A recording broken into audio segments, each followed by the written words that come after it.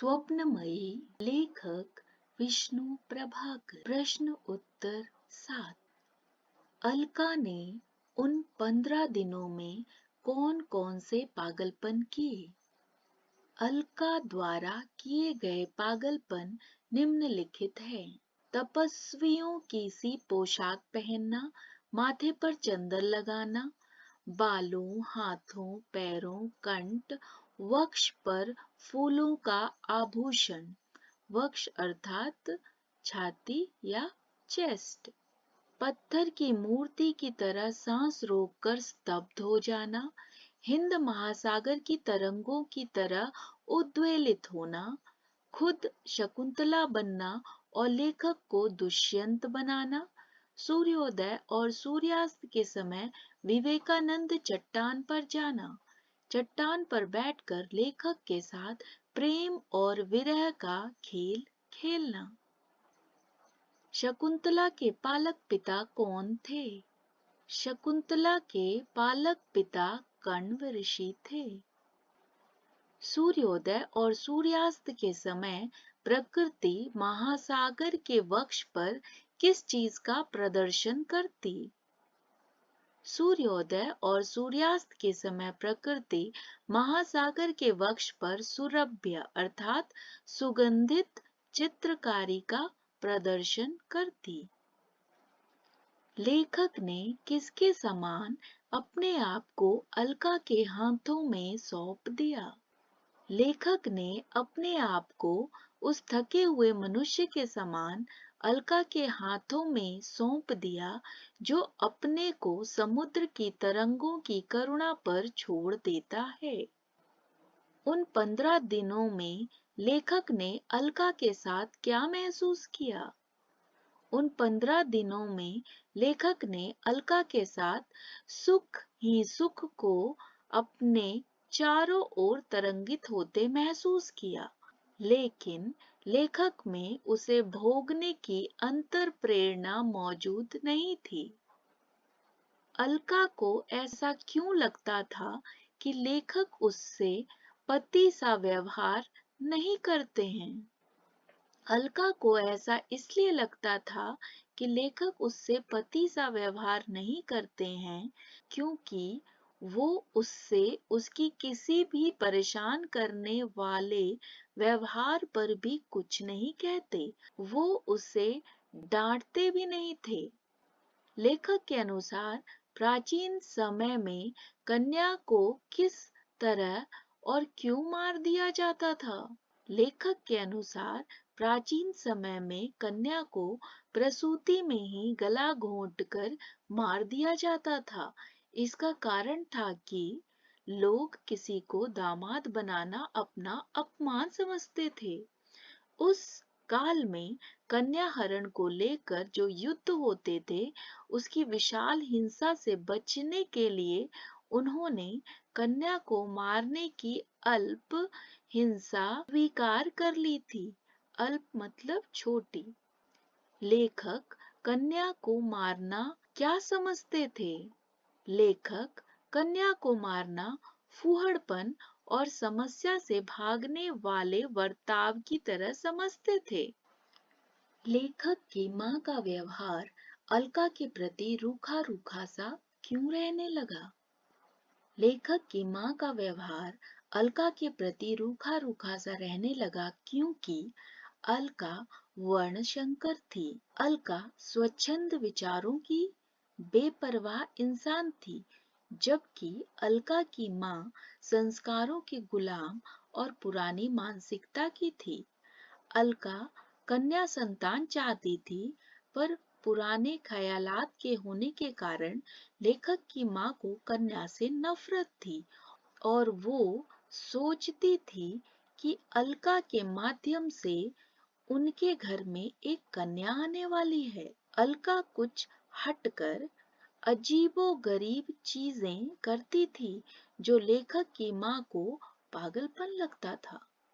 अलका ने लेखक के साथ दिल्ली जाने की बात जानकर अपनी प्रसन्नता कैसे व्यक्त की?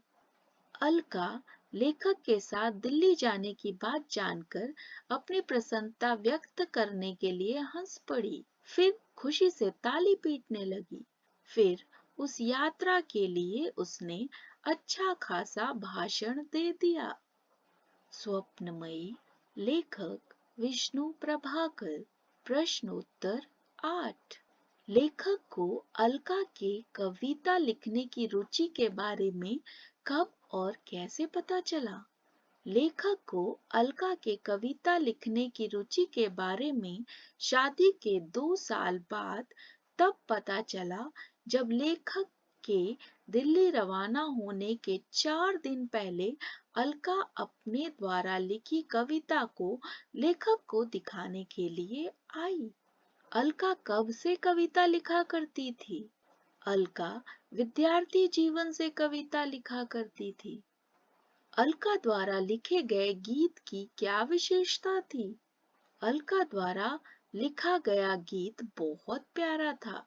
उसमें अनागत मतलब आने वाले समय की कल्पना थी। उसमें व्यतीत बीते हुए समय का मनोहारी चित्रण था।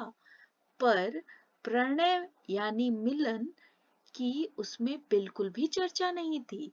जो कुछ भी था वो मानव के अक्षय अक्षय मतलब कभी न खत्म होने वाला, प्राणाधार मतलब जीवन के आधार का रहस्यमय लेखा था।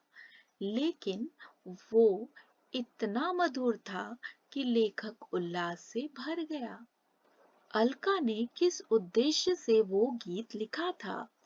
अलका ने वो गीत दिल्ली रेडियो में गाने के लिए लिखा था, जहां उसकी सखी काम करती थी। लेखक ने अलका द्वारा रेडियो पर गाना गाने का वर्णन किस प्रकार किया है? लेखक को अलका द्वारा रेडियो पर गाए गए गाने को सुनकर ऐसा लगा जैसे वायु की तरंगों पर लहराकर उसकी कंठ लहरी इतनी मादक हो उठी कि लेखक को पता ही नहीं चला कि उसने क्या गाया। लेखक का तो जैसे रस के तरंगित सागर में आपात मस्तक डूब चुका था। अलका के गाने ने लेखक पर क्या प्रभाव डाला? अलका का गाना सुनकर लेखक कहीं अंतरलोक में खो गए। लेखक और अलका दिल्ली से कलकत्ता वापस कब लौटे? लेखक दिल्ली में 1 हफ्ते रहने के बाद कलकत्ता वापस लौट आए। अलका को कुछ प्रोग्राम मिल गया था, इसलिए वो साथ में वापस नहीं लौटी। अलका 1 हफ्ते 3 दिन में दिल्ली से कलकत्ता वापस लौटी। अलका पूर्णिमा की रात लेखक के साथ कहाँ और क्यों जाना चाहती थी? अलका पूर्णिमा की रात लेखक के साथ झील के किनारे पूर्णिमा के राज्य के प्रभाव का अनुभव करने के लिए जाना चाहती थी। झील से लौटते समय उन्हें कौन मिला और अलका ने उसके साथ क्या किया? झील से लौटते समय उन्हें सिसकियां लेता एक नरकंकाल जैसा दिखने वाला इंसान मिला। अलका ने उससे कई मिनट प्यार से बातें की, फिर उसके हाथ में कुछ रुपए थमाए और अपने घर का पता देते हुए उसे शाम को वहां आने को कहा। कॉलेज से शाम को घर लौटने पर लेखक ने उस नरकंकाल में क्या परिवर्तन पाया? कॉलेज से शाम को घर लौटने पर लेखक ने उस नरकंकाल में कुछ परिवर्तन पाया। अब वह इतना भयानक नहीं लग रहा था। उसका रंग अग्रचे हालांकि कुछ पीला पड़ गया था, पर चेहरा उसका सुंदर था। स्वप्नमयी। लेखक विष्णु प्रभाकर। प्रश्नोत्तर 9। उस नरकंकाल स्वरूप युवक ने लेखक से क्या कहा? उस नरकंकाल स्वरूप युवक ने लेखक से कहा कि माँ मुझको उठाकर न ले आती तो शायद अब तक मैं मर चुका होता। उस नर कंकाल का क्या परिचय था? उस नर कंकाल का नाम आशुतोष था। वह वर्धवान का रहने वाला था। वह नौकरी की तलाश में कलकत्ता आया था। वह ढाका यूनिवर्सिटी से बीए पास था, पर उसने अपनी डिग्री फाड़ दी थी। लेखक को आशुतोष से जलन क्यों होने लगी? लेखक को आशुतोष से जलन इसलिए होने लगी क्योंकि वह अलका का विश्वस्त बन गया था। अलका क्या कहकर आशुतोष का मजाक उड़ाती? अलका आशुतोष का मजाक उड़ाने के लिए कहती कि देखो कैसे कैसे निकम्मे लोग हमारे देश में पड़े हैं, बीए पास करके दुनिया को डराने का ठेका लिया है। आशुतोष को बहरूपिया किसने कहा? आशुतोष को बहरूपिया लेखक ने कहा। अलका को हॉस्पिटल कौन ले गया जब लेखक की माँ वहां नहीं थी?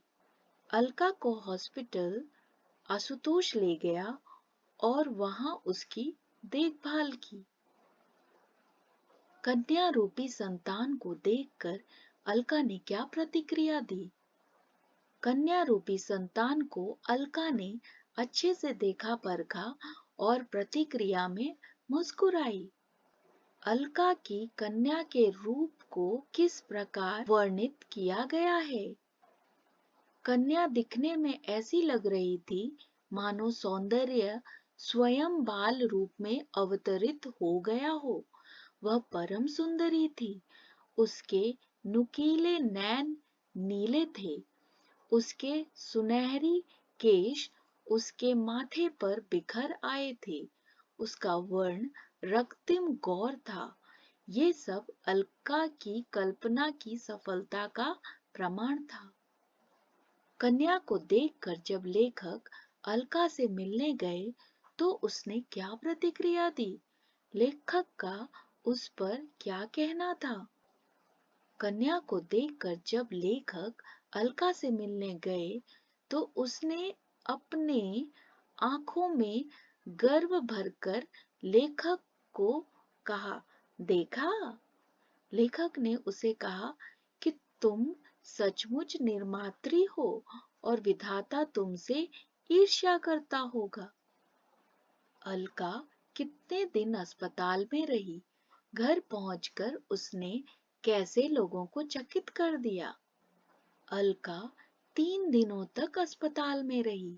घर पहुंचकर उसने दीप्ति का भार पूर्ण रूप से अपने हाथ में लेकर सबको चकित कर दिया।